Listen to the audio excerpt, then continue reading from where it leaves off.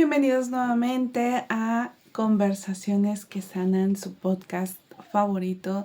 Estoy súper contenta de estar con ustedes nuevamente. Gracias por estar en un episodio más y este episodio, wow, está precioso. Se llama Del silencio impuesto a la voz que restaura. ¿Y de qué vamos a hablar en este episodio? Pues vamos a hablar acerca de recuperar la voz, acerca de recuperar la dignidad y la libertad. Así que esto va a estar buenísimo. Acomódate, caliéntate un cafecito. Bueno, si es que estás en algún lugar fresco o frío, ponte un tecito y prepárate para echarte una platicada conmigo, una conversación conmigo. Y antes de iniciar con este tema, quiero invitarte a suscribirte. Si tú no te has suscrito, suscríbete y activa la campanita para que seas de las primeras personas en que se les sea notificado cuando haya un nuevo video. Recuerda que también estoy en Spotify, también puedes seguirme por allá. En Spotify puedes calificar. Hay de 1 a 5 estrellitas, así que puedes calificarme. Estaré muy agradecida si lo haces porque eso hace que la plataforma haga circular más el video, pueda llegar a más personas y de verdad que me ayudarías mucho con eso. Así que súper invitada a que me sigas en las dos plataformas. Y bueno, ahora sí, vamos a iniciar con este tema del silencio impuesto. No sé si ustedes se han percatado, pero si no, pues se los voy a hacer evidente el día de hoy. Hemos estado conversando ya en los episodios anteriores acerca de cómo llegamos a el silencio, a dejar de hablar, a dejar de expresarnos y lo que el silencio trae a nuestras vidas, de cómo ese silencio se vuelve en una prisión, se convierte en una cárcel, se convierten en cadenas, en secretos que nos van impidiendo vivir una vida plena, nos van impidiendo vivir en nuestro propósito de vida. Y cómo esto va pesando en nuestras vidas y la importancia de romper el silencio, la importancia de hablar de aquellas cosas que yo estoy segura que nadie queremos recordar y menos conversar, pero que es sumamente importante. Hemos visto cómo eso es importante para nosotros, para obtener la sanidad, pero el día de hoy vamos a ver cómo nuestra voz puede también ser un elemento de restauración para la gente. Esto de recuperar nuestra voz es algo que va más allá de nosotros mismos y que puede llegar a impactar la vida de la gente. Y vamos a ver cómo es bien importante recuperar nuestra voz. Y dejar a un lado esos silencios que nos aprisionan. Y les he estado platicando a grandes rasgos que en la mayoría de las ocasiones llegamos a estos silencios por situaciones de trauma. Por violencia física, sexual, por padres autoritarios, por situaciones de secuestro, por situaciones de peligro, donde sabemos que tenemos que guardar silencio. Pero el día de hoy también quiero hacer referencia a un elemento o a ciertas características que a veces pasan inadvertidas, pero que también son sumamente importantes y ustedes van a ver si no. Características de personalidad. Hay ciertas personas que por sus rasgos de personalidad tienden a ser callados, tímidos, temerosos, les da mucha pena hablar y miedo hablar frente a la gente. y que no precisamente vivieron una situación de trauma. Sin embargo, son incapaces de hablar y de comunicar sus pensamientos, sus deseos, sus puntos de vista. Y esto también causa grandes estragos en su vida personal y en la gente que los rodea. Durante todos los episodios he estado conversando acerca de cómo nos marca en la vida las situaciones de riesgo, las situaciones de trauma, los sufrimientos y cómo a veces nos quitan la voz.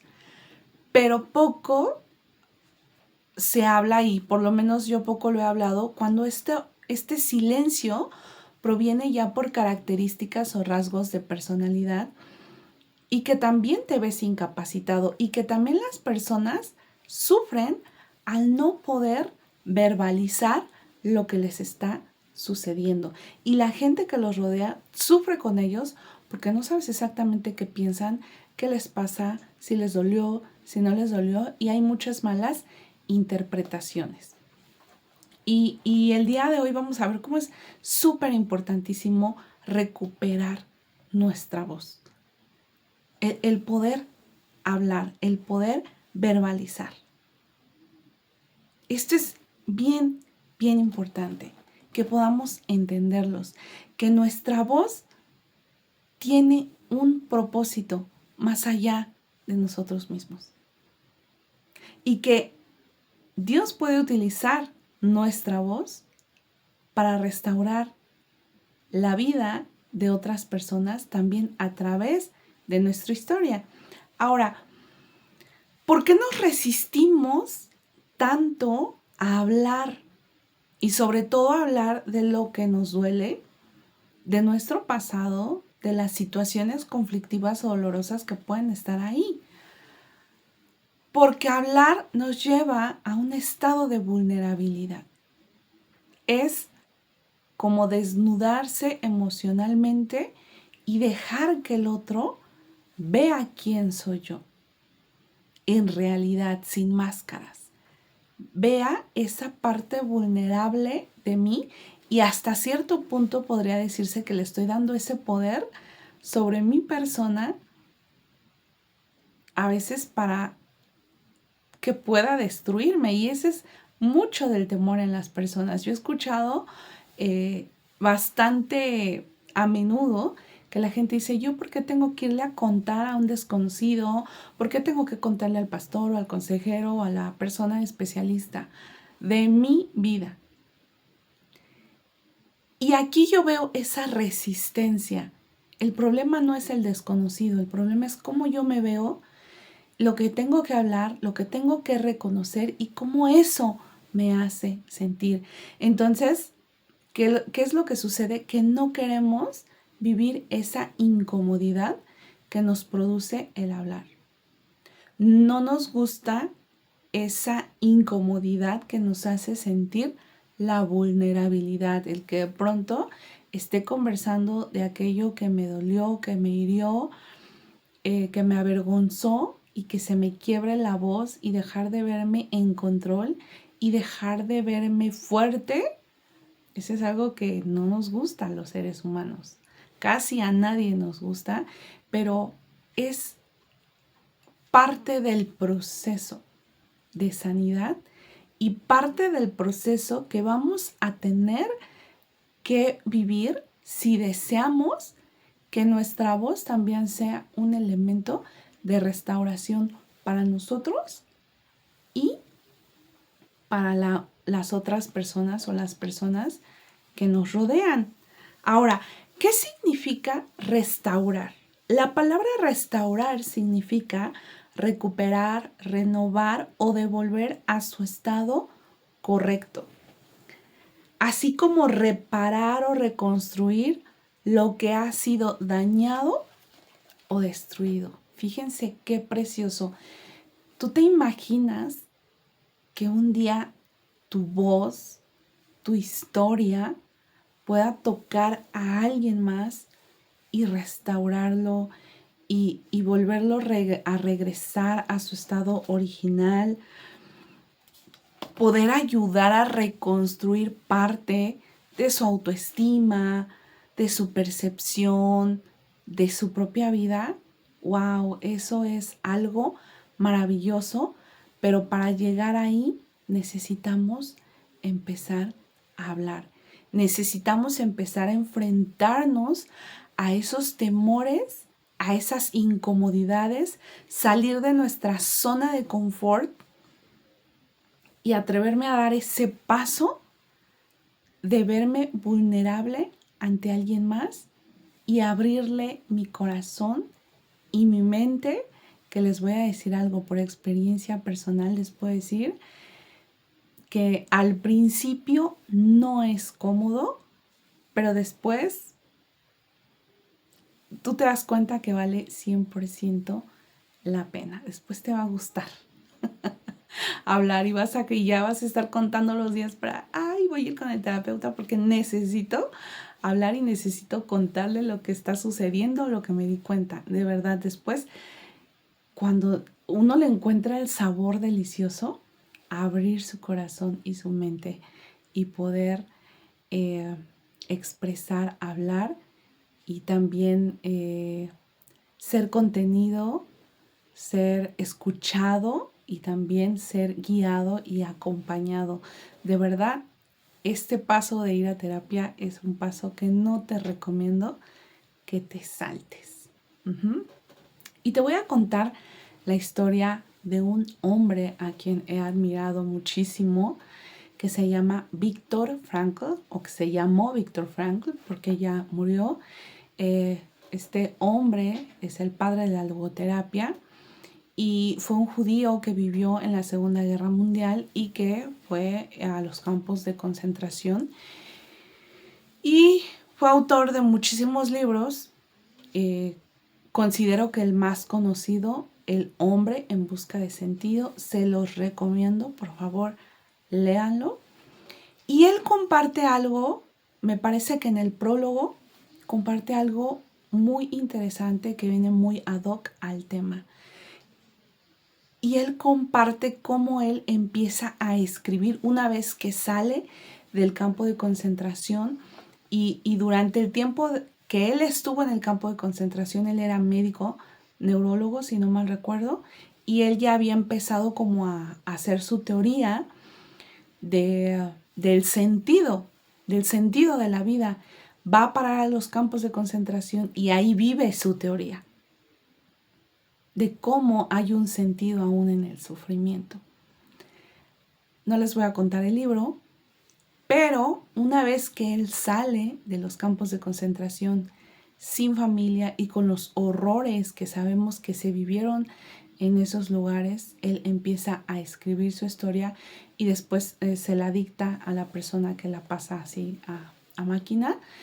Y él comenta que había momentos, muchos momentos hubo a lo largo de que fue escribiendo, donde tenía que parar para poder llorar, para poder gritar, para poder desahogarse de todo lo que recordaba, de todo el sufrimiento que tenía, de todo el dolor que cargaba.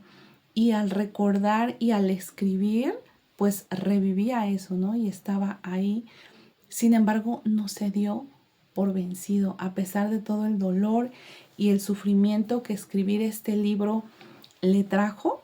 Nunca se dio por vencido porque él entendió que su historia, que su dolor no había sido en vano y que él necesitaba que esto que él había vivido pudiera ser plasmado para que su sufrimiento tuviera un sentido más allá y lo trascendiera y pudiera tocar y pudiera restaurar a las personas que leyeran este libro. Qué precioso, ¿no? Frankl descubrió que incluso en medio del horror de lo que él había vivido, podía conservar una libertad que nadie podía tocar.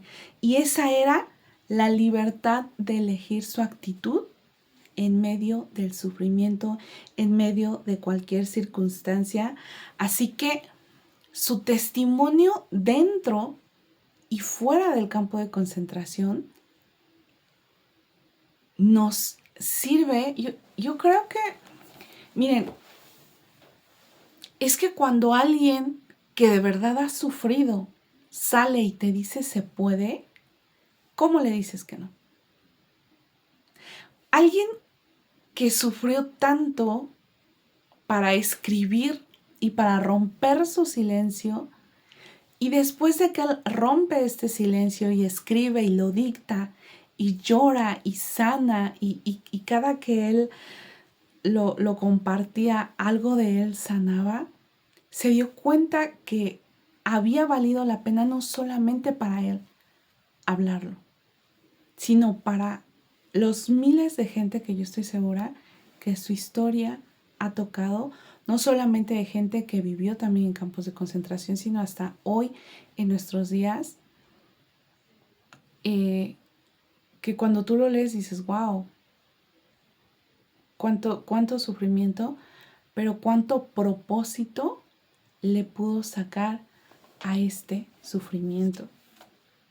La vida tiene sentido incluso en medio del sufrimiento. Y verbalizar y hablar nos permite o nos va ayudando a encontrarle sentido a nuestro sufrimiento. Y cuando nosotros le encontramos un sentido a este sufrimiento, entonces ocurre lo maravilloso. Cuando nos atrevemos a hablarlo, poco a poco este dolor y este sufrimiento se convierte en camino, se convierte en un faro, en una luz, en una compañía. Y esto es lo más hermoso, que una vez que nosotros rompemos el silencio, y les voy a decir algo, esto no se da de un día para otro, no es como que, ay, le conté a mi terapeuta X situación dolorosa y mañana va a ayudar a alguien. Puede ser que sí, la mayoría de veces no. Lleva un proceso de empezar a hablarlo, a poder escribirlo, a poder compartirlo. Y un día te das cuenta que tu vida, que tu sufrimiento tuvo un propósito también para alguien más. O ya tiene un sentido, no está guardada.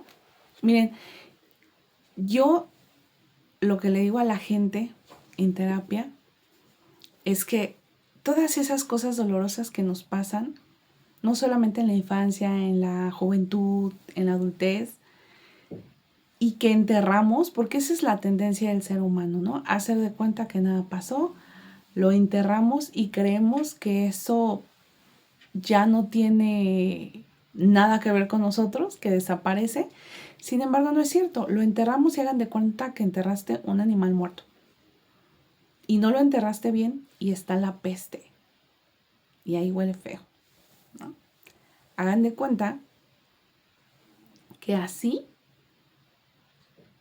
es en nuestro corazón. Guardamos cosas que quedan ahí doliendo, pero emocionalmente cuando nosotros las empezamos a hablar, a compartir, es como si fuéramos biodegradando. Y esto se puede convertir en un abono que dé vida a árboles, a plantas o a otras cosas. Entonces, hemos estado viendo cómo el silencio nos aprisiona, la importancia de recuperar nuestra voz, la importancia de identificar en dónde, en qué momento, de qué forma fuimos silenciados o silenciadas. A veces son situaciones traumáticas, a veces no lo son tanto. Es más, hay muchas formas en la educación, en la cultura, sobre todo por decir en las mujeres que nos han enseñado, que se nos van metiendo y se van haciendo parte de nosotras de manera tan inconsciente que a veces no nos damos cuenta en qué momento perdimos la voz y dejamos de compartir, de opinar, que cuando decimos algo tenemos miedo. Hay un dicho aquí en México que versa más o menos así: calladita te ves más bonita.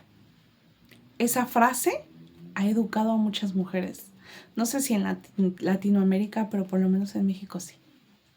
Calladita te ves más bonita. Y si te lo repetían y si te lo decían en tu familia y si eso se esperaba de ti, ¿qué hacemos? Pues nos vamos callando para no ser las feas, para no ser las groseras, para ser amadas, para ser aceptadas. Y dejamos de hablar y dejamos de opinar y dejamos de decir lo que pensamos. Eso también es una forma de silenciar. Y yo te invito a que tú identifiques de qué forma te ha silenciado la vida, la familia, la sociedad. ¿En qué momento? Identifícalo. De verdad, si son rasgos de tu temperamento, hay que atreverse. Todo empieza con la decisión de querer salir del lugar en donde estamos y darnos cuenta que fuera de la prisión, la vida en libertad vale la pena vivirse, a pesar de la responsabilidad que esa libertad implica.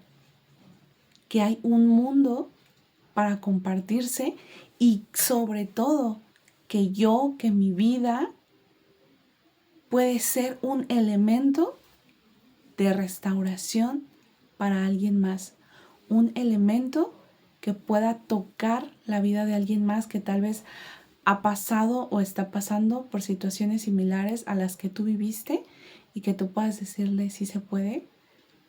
Yo pasé por lo mismo, te puedo compartir mi experiencia, puede ayudarte, puede que tu voz pueda compartirse en ese faro de luz que la gente le dé esperanza y dice, wow, ya veo una luz donde solo había oscuridad, que pueda volverse compañía.